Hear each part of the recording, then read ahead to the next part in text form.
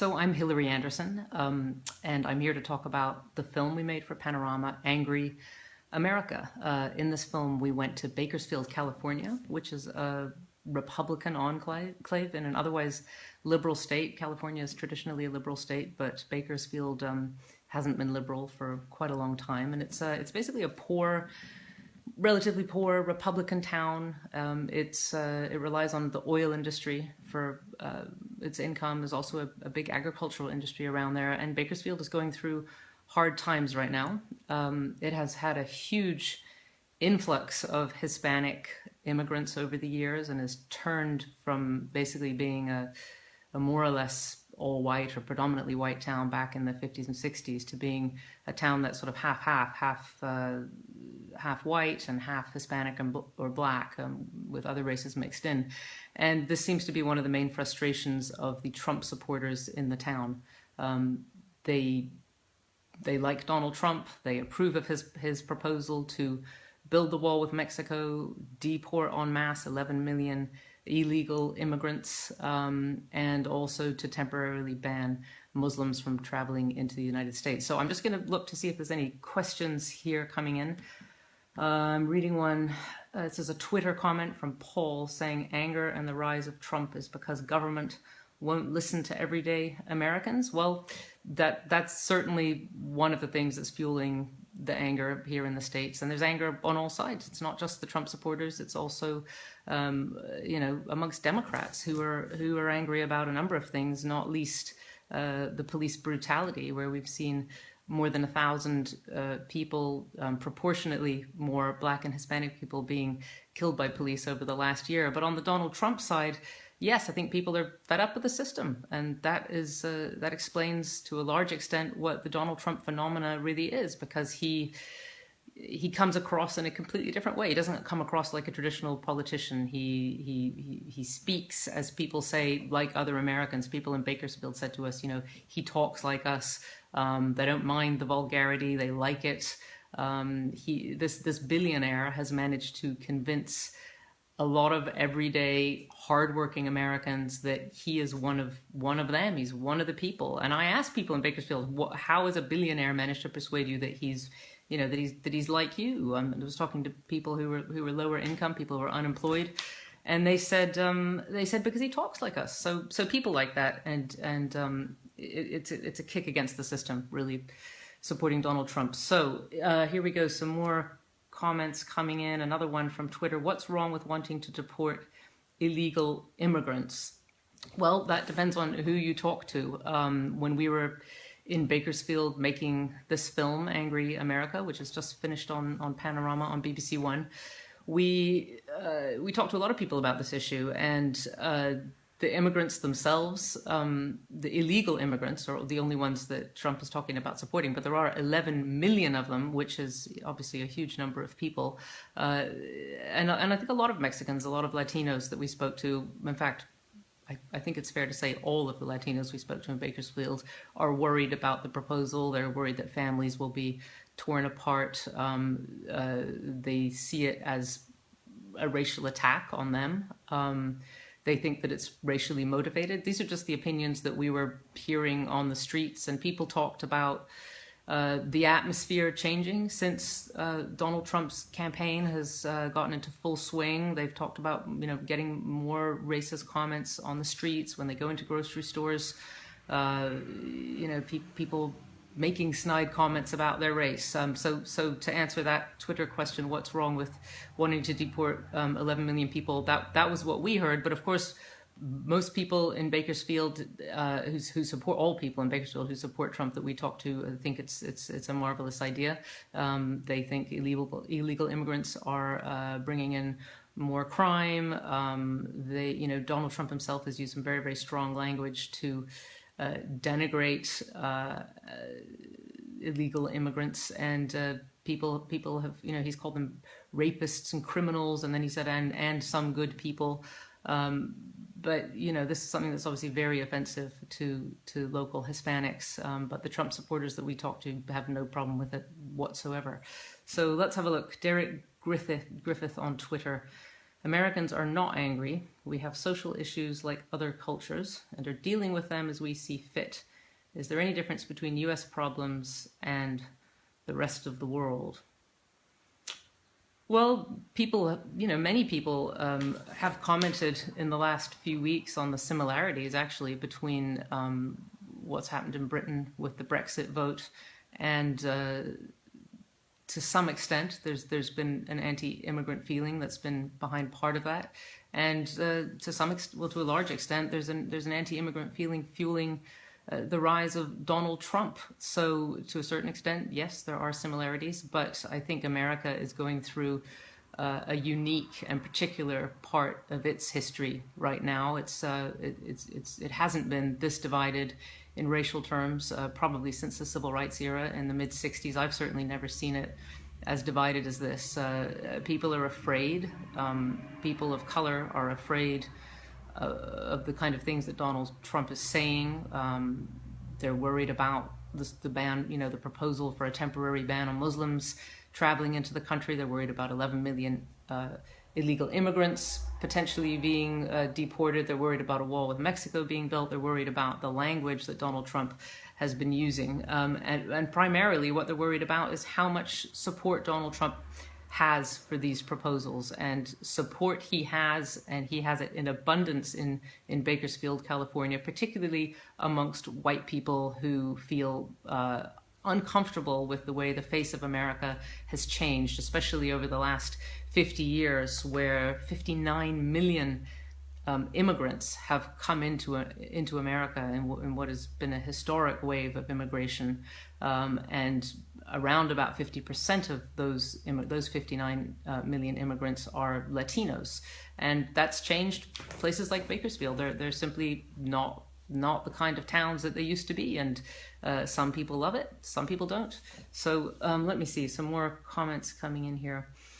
Part of the town's, I think this is Derek Griffiths again on Twitter, part of the town's problems were oil related. Do the local people see that as a major part of the town's problems? Oh, yes, absolutely, Derek. I mean, this is a town where you can, there's a certain part of it you can go to, and as far as the eye can see, there are just those oil rigs just standing there, and lots and lots of them are idle. They're not pumping, fields and fields, hundreds of these things. And these oil was the engine, for a long time has been the engine of Bakersfield's economy. And it's been the global drop in oil price that's caused a lot of layoffs and an increase in unemployment in the town. But how this is fueled into the Trump phenomena is that a lot of the right-wing locals, especially whites, feel like Hispanics are taking the jobs. They said things to us like, Hispanics can undercut. They can do jobs cheaper. So you have oil workers who were working in the oil industry. Now they don't have a job, so they're looking for anything they can do, any work they can get to support their family, whether it's raking someone's garden or fixing their roof. And there'll be a Hispanic illegal immigrant, in their view, and I'm sure this is true, who will be willing to do the job more cheaply, and so that person gets the job. So that's a lot of the frustration. But the contradiction in all this is that the jobs that the Latinos mostly do around Bakersfield are agricultural jobs, and it was really hot when we were there. It was about 40 degrees, so just absolutely sweltering. And we went out to the fields and we saw a lot of these immigrants, and we were told that about 70% of the people that we saw in the fields that day were illegal. We saw them working in these really difficult conditions, and they told us that the way they work and the way they get jobs is on their phone through, Craigslist or Twitter or whatever it is, and that's how they find out where the openings are. And they said that day there were plenty of jobs available, and that is the case. So you have this situation where whites are complaining that Latinos and Hispanics are taking the jobs, but you actually go to the fields and you find that there's plenty of jobs available. And the bottom line is, it seems like there are a lot of jobs that illegal immigrants are prepared to do that your average white American probably wouldn't want to do. So, are they taking the jobs? Well, yes, they've taken a lot of jobs, about 8 million jobs in America, and that is significant, but they're also big drivers of America's economy. So, deporting 11 million people, is it a good idea? Is it not a good idea? That's what America is very divided on, and I think everyone accepts that America does have a huge problem with illegal immigration and needs to do something. What critics of Donald Trump are asking for is a policy debate, and they say, talking about mass deportation isn't a sensible policy debate. But people in Bakersfield that we spoke to, David Rogers' friend, David Rogers, featured heavily in our film. They're very gung-ho. They want the 11 million kicked out pronto. Okay, let's see, what else have we got from Twitter? David seems to be friends with his next door neighbor, despite them holding different views. Was this common there? Yes, it was. I mean, the way the town works is that, it's very mixed. I mean, you'll have a very hardcore opinioned person like David Rogers, living in a little suburb where it used to be all white when he was a kid, which was years ago. And now probably half or more than half of his neighbors are Latino or Hispanic. Some of them have mixed marriages. So a Mexican immigrant married to a white American. And David is very good friends with the guy across the street who's a Mexican. And one night when his neighbor was ill, David, who's a Trump supporter who wants the 11 million kicked out, who has no problem with Donald Trump calling illegal immigrants rapists and criminals, went over and brought his sick neighbor food because he's good friends with him. And David says, well, this means I'm not a racist because I have friends who are Mexican. But you'll have to watch the film and listen to some of his other views to decide on that question for yourself, if you haven't already, which you might not have. It's not an easy question. Let's see, what else do we have? Well, we're still waiting for some more comments to come in. I mean, I'll tell you about some of the other things we looked at in the film, which is hot issue right now, of course, which is policing in America. And of course, there've been attacks in the last few days, both in Dallas and in Baton Rouge, with African-Americans, two separate attacks, killing white police officers, or predominantly white police officers, in what appears to be a backlash against the extensive police killings across the country over the last few years. Last year, more than 1,000 people were killed by American police, and if you're African American or Hispanic, you are 9 times more likely to be killed by the police. So that is what the protesters, the Black Lives Matter protesters, are angry about. Now, Bakersfield, California, actually not Bakersfield, but the county that Bakersfield is in, Kern County, is made up of various different types of police forces, and collectively, that county has the highest rate of police killings. More people have been killed there than in any other county in the United States. So the deadliest place, really, in terms of police killings. And when we talked to the Trump supporters in town, we went to a local cafe and talked to a group of them. They said, go police, that's fine with us. We don't have any problem. We want tough policing. Other comments we heard were things like, a policeman's life is worth more than a criminal's life. And I asked questions like, well, doesn't it matter that these criminals, or these supposed criminals, these suspects who are being shot dead, haven't been to court yet, they haven't been tried, and they're, being shot on the streets? And the answer would come back from the Trump supporters we met there: no, it doesn't matter, they might be armed, they might have guns, the police are trained, they have to do what they have to do. If they get killed, well, so be it. So that was the attitude.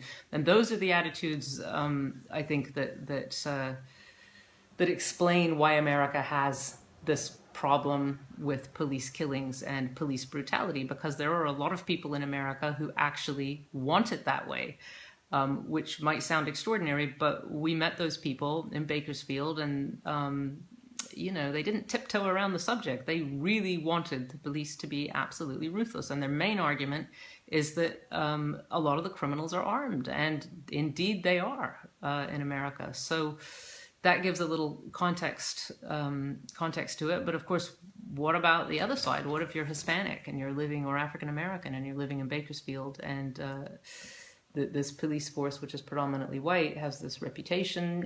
You're scared on the streets. You're afraid it might happen to you. So these are some of the problems. Here's another comment coming in. There's a lot of comments coming in now. Josie LeVay, was it hard to sit back and listen to people's strong opinions and not step in? Remember to be an objective journalist. Yes, well, yeah, you know, the Trump phenomena definitely raises emotions on all sides, and yeah, it's always difficult to report objectively when you're in a situation where there are strong views like that, and to stay objective. But I learned a lot in Bakersfield about why Donald Trump has this steam behind him, and you know, I mean, I think when you're a journalist, you are sort of trained to sit back and try to absorb people's opinions, and these are valid opinions. David Rogers grew up in a town that was one way. That he grew up in an era where white youths, and he was one of them, chased black youths out of the town over a bridge after sunset because blacks weren't welcome in the town. And he's seen his town change, and you know, he's seen a lot of problems come to his town, and you know, he has a very hard-line set of political views, and he's not alone. And I think as a journalist, it's very important to understand where people are coming from, and just to listen to all sides. And you know, the Hispanics also had extremely strong views, furious at Trump, you know, furious at the people who are supporting him. And I think the overall picture really is that America's a very divided country right now. And these are unusual times, to say the least.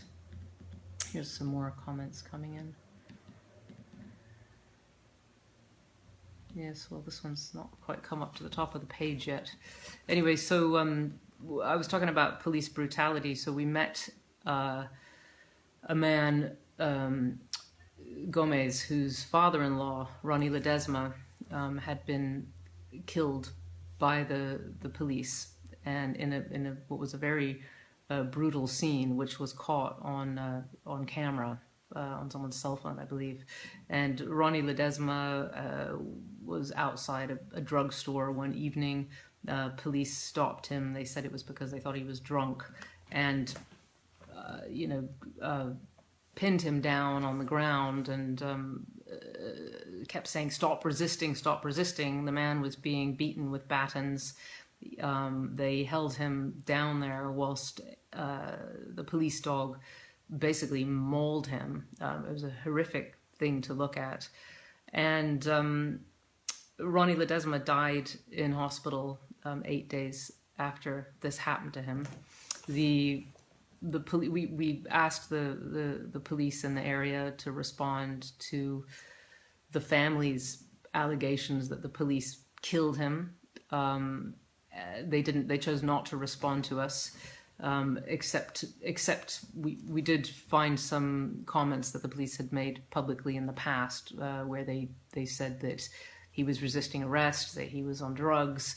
So there were different sides to the story, but suffice to say, the scene is horrendous to watch, very, very disturbing, and very similar to so many scenes that have been filmed across America over the last year and more of extremely brutal encounters between American policemen, who in almost all of these videos are white, in encounters with Black or Hispanic Americans. So there's definitely a concern amongst African Americans, amongst Hispanics, and one white former police officer that we spoke to, that the police are to some extent out of control in that area, and that they're extremely heavy-handed.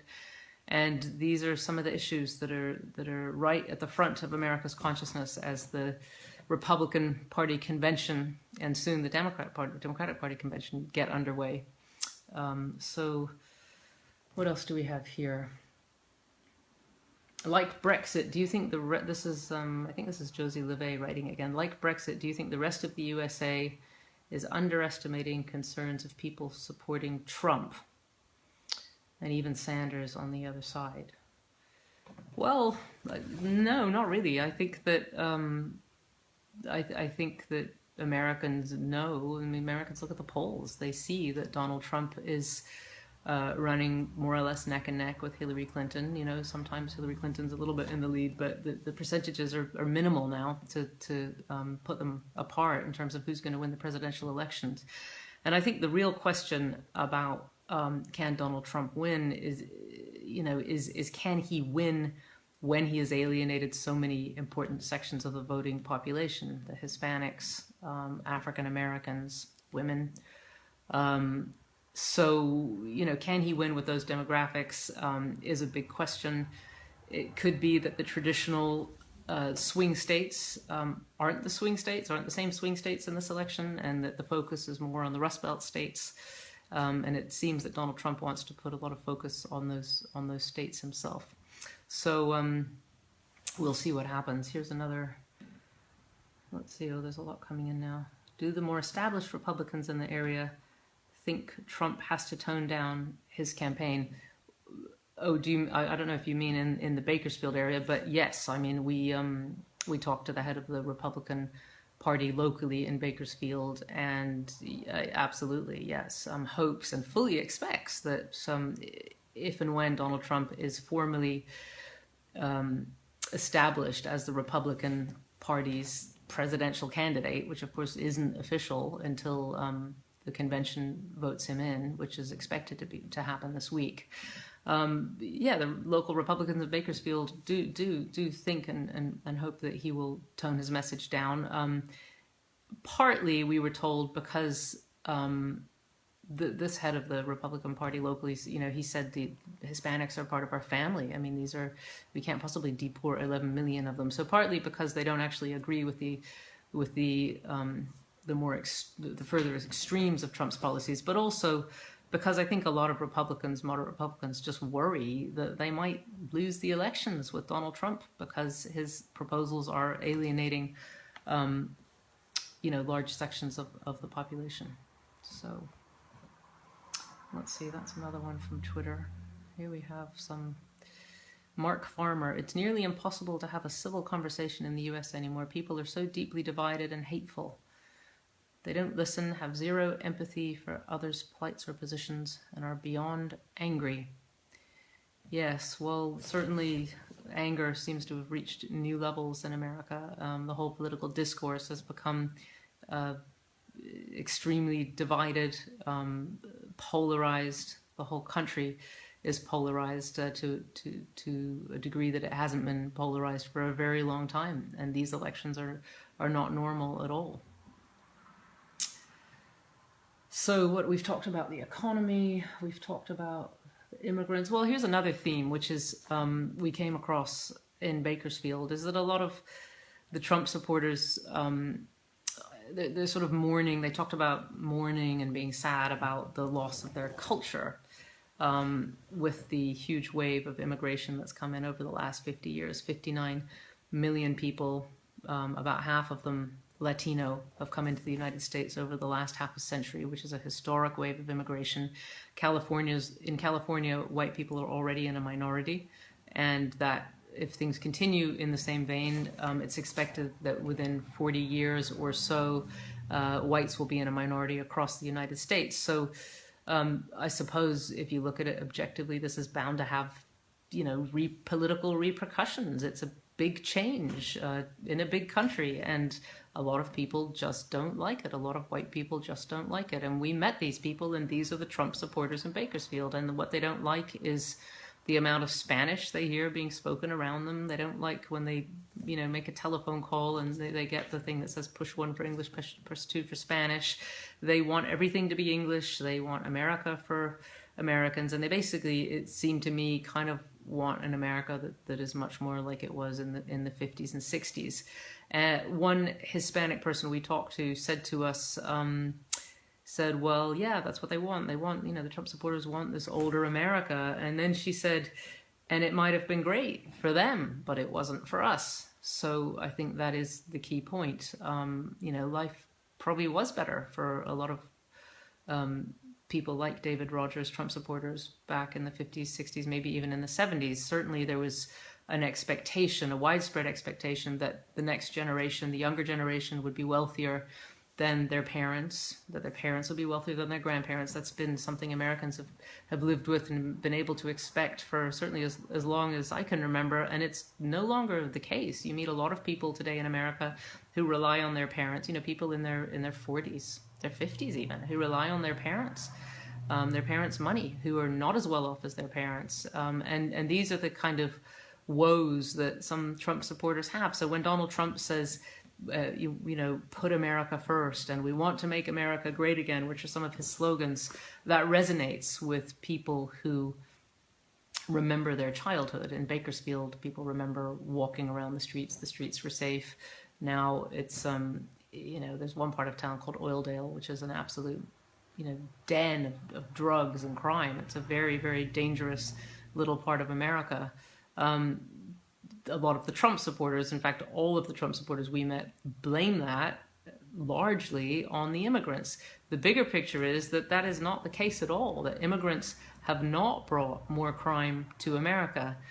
But in terms of these elections, the facts don't always seem to matter, because people have already made up their minds. Because in Bakersfield, the Trump supporters we spoke to, they know what they think of Mexicans, and they won't be dissuaded by any facts or figures. And Donald Trump actually stoked some of these sort of racial stereotypes. He said he retweeted something which was a completely inaccurate statistic some while back, and that statistic stated it was really putting out a very inflammatory and old-fashioned racial stereotype of blacks as murderers of whites. And the tweet said, in a very offensive tweet, it said that 82% of whites in America were murdered by blacks, or 80% of whites who were murdered in America were murdered by blacks.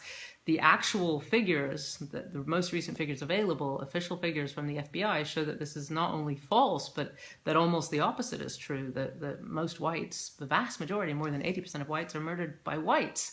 But the tweet went out, the retweet that Donald Trump sent, and people believed that. Probably in Bakersfield, his supporters believed that kind of thing even before he retweeted it, and it sort of spreads the myth. So let's see. Well, thank you for all the questions that you've been sending in. It's great to be able to speak directly to the audience. And so I'm going to sign off, and this is Hilary Andersson. That's me. I've been talking about our film Angry America, which was made for BBC's Panorama and went out tonight on BBC One. Bye-bye.